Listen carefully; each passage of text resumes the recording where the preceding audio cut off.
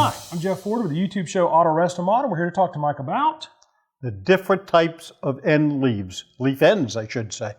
So what do you mean different type of leaf ends, Mike? What are you talking about with that? Let's look at this spring here. You'll see this spring here. It's a constant thickness, the end leaf. Yes. And then it's trimmed off on the end. Right. This is what's called a diamond point end. Okay. If it was without the trim, it would be called a square end, no taper. This spring behind it, you'll see the leaves are tapered. You got about a 3-inch section here that is tapered down. Right. It goes from thick to thin. That's a tapered leaf. Okay. The difference between a non-tapered leaf spring and a tapered leaf spring, the ride quality is tremendous. Really? It is absolutely tremendous. So what makes the difference in the ride quality? It's a little thing called hysteresis. That sounds like it may be contagious. What the heck is hysteresis? There's pills for it. It's under treatment. There's Awesome. hysteresis.com where you can send donations in for further treatment. No. Please, if you go to hysteresis.com and you see porn, it's his fault. First you have to spell hysteresis. That's okay. So any case, Okay. hysteresis is what happens with the spring. Hysteresis is a phenomenon that it takes more weight to get the spring to start moving than to keep it moving. Ah, okay. On a square cut or a diamond point spring, all the pressure is right at this end. And that pressure's got to build, and finally the pressure releases. It's kind of like a miniature earthquake. Okay. So why would somebody do that? Cheap. It's very cheap to build. Okay.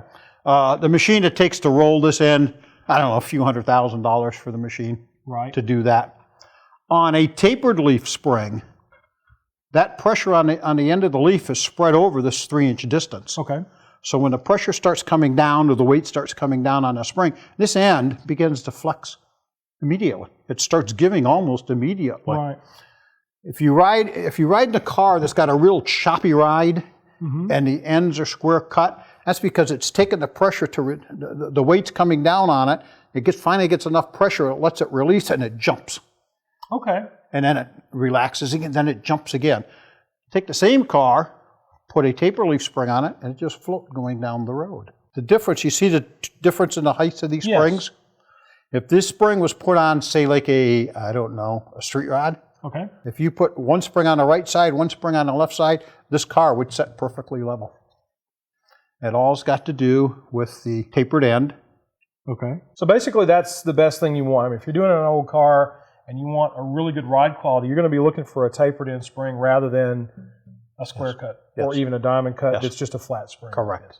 And basically the difference is the quality of the spring, right? Quality of the spring, the workmanship that goes into the spring, correct. So Mike, is there anything else you wanted to talk about in relation to the springs here? Why we got these two springs here, let's talk about stepping. Stepping is the amount of distance between the end of each leaf. Right. A good design spring is going to have about an equal amount of stepping between each leaf. What you have here is you've got this stepping, that's about the same here, and then all of a sudden we got this great big gap. Right. The spring's going to ride like a truck. Why would this spring ride like a truck? I don't know, it is a truck spring, so it would do that. Well, that would be why. So if we look at this spring here, you got the stepping here, stepping here, stepping here, stepping here. It's all about equal. Right. Stepping here, it's pretty darn equal. This spring would ride so much better Now than that spring. you say that is this in fact a truck spring? It's a Dodge truck spring.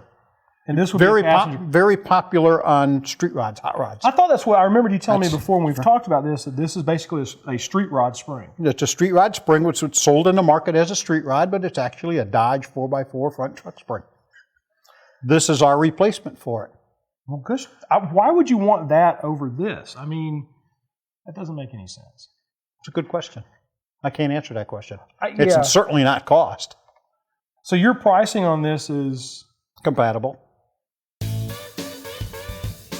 Well, folks, if you want to find out even more about the springs that they have, go to check them out at www.eatondetroitspring.com.